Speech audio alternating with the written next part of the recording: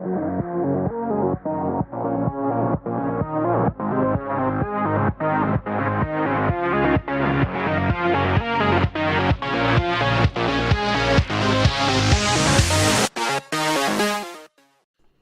gamers, and welcome to Game Warp. I'm Melwood, I'm Kim. and tonight we are going to be talking about What Never Was. Um, what Never Was is a short, story-driven first-person game, very much in the same vein of Gone Home, as you play a young girl called Sarah who's been given the task of clearing out her grandfather's attic, only to soon find that not everything about the attic is what it seems.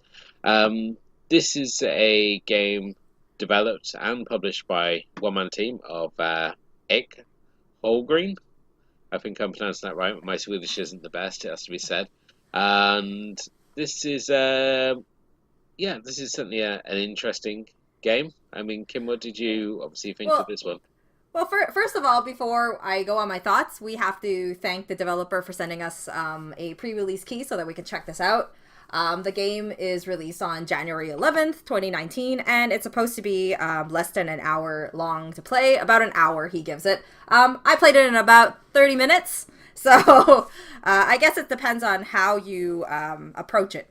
So I think for my thoughts, I mean, there are some technical things that I feel can be improved for this game, but I think that as a gaming experience and as a free gaming experience, you kind of have this feeling that there's a really great idea behind this, but it kind of like cuts off when things are supposed to get good.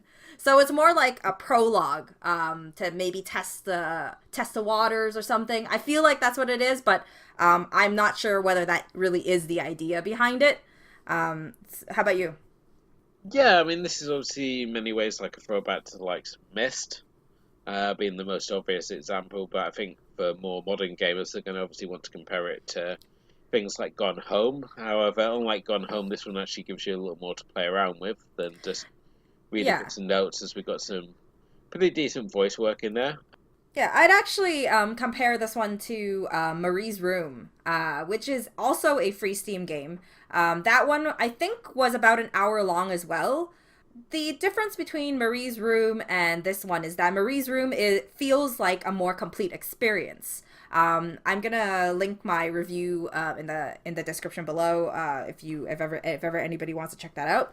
I mean, obviously, this one has a bit more depth in the puzzles. I think that what adds to this is that there is this kind of mythology that goes behind it, this big secret as we go through these letters to compile back this journal of the grandfather that had passed away. She starts learning about these little secrets hidden in the attic, and it opens up kind of like different secrets once you figure out these puzzles. And obviously, when we finally get to figure out what might be going on, the game ends.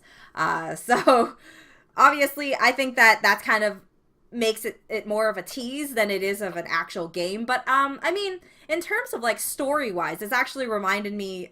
You are right about Mist, but it also gave me this weird thing when I saw like this creature in one of the books. It kind of reminded me of Spiderwick Chronicles. Yeah, I mean, it's definitely the case of hidden histories and this idea that there's all these things that are happening around us, and it's by going for the jails and stuff you two are discovering it. And there's little bits and pieces that add a little bit of life to the game, like you've got the gramophone record, you've obviously got the grandfather's recording, and the fact that he calls his granddaughter Pixie, I think, got old after about the first 5 seconds. So it's like, yeah, she has a nickname, but give it a break already. And then it was just basically, goes down the usual path of find problem, find solution for problem. It's all very self-contained because I said you're just in this attic, so there's limited space to hide things and limited space at the same time to look for things.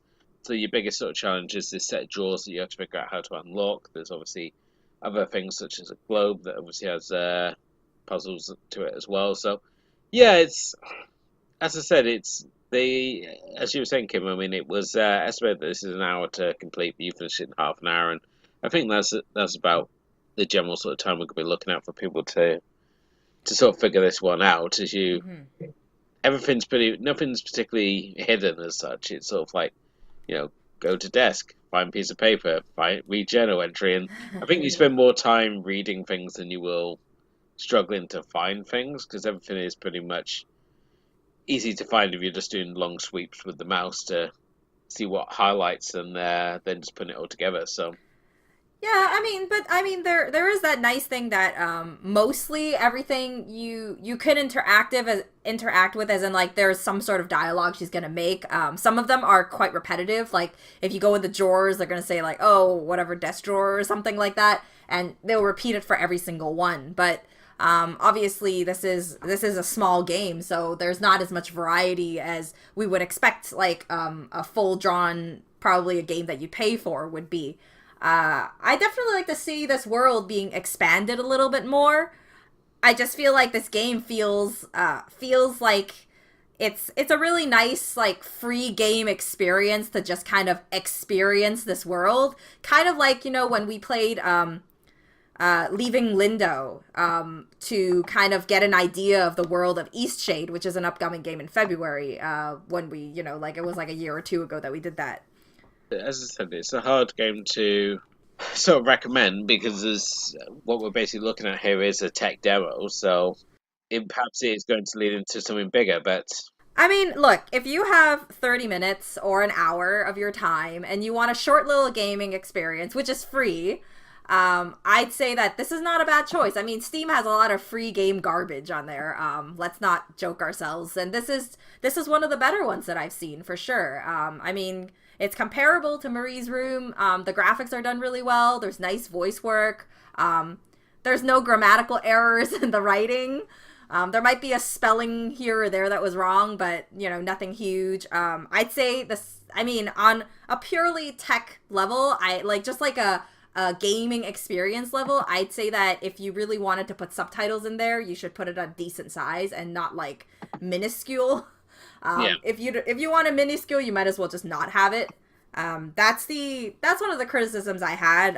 Obviously, I didn't really need subtitles, but just thinking as like other people that would be playing this, obviously on a more objective level. So yeah, I mean, how about for you? Would you want to, like, as our closing thoughts? Would you want this to be like? Would you have wanted this world to be more expanded? Have like go a little deeper than it did right now, because we kind of get an idea of the puzzles that we're gonna encounter and the characters, and kind of like hinting at like a story, kind of like The Mist, maybe that you pass through somewhere and you go to someplace else, sort of thing, like a little bit of a fantasy sort of game. I think if it had no, if it gave me some sort of potential of where it was planning to go, would certainly be good. But as it says, as it stands, it's sort of like you're given a sort of tease as to what could potentially come next with the game. And while there's certainly some interesting aspects there, it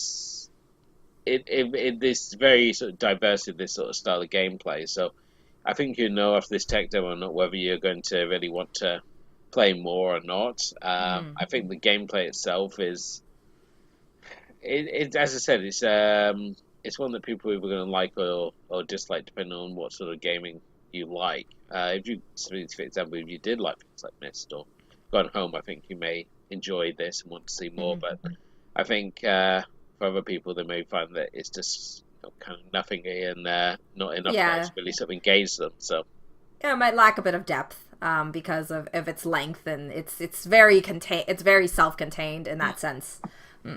Anyways, I think that's all we have to say about this. I mean, it is not a very long gaming experience, and we'd really like to leave out any spoilers. Not that there's much to spoil, but there is some things to look at. This wraps up this episode. Thanks so much for watching. If you enjoyed this episode, please like, share, and subscribe. Head over to our home base, thatmomentin.com, to read gaming reviews. You can also find our gaming reviews now on our blog, gamewarpblog.wordpress.com.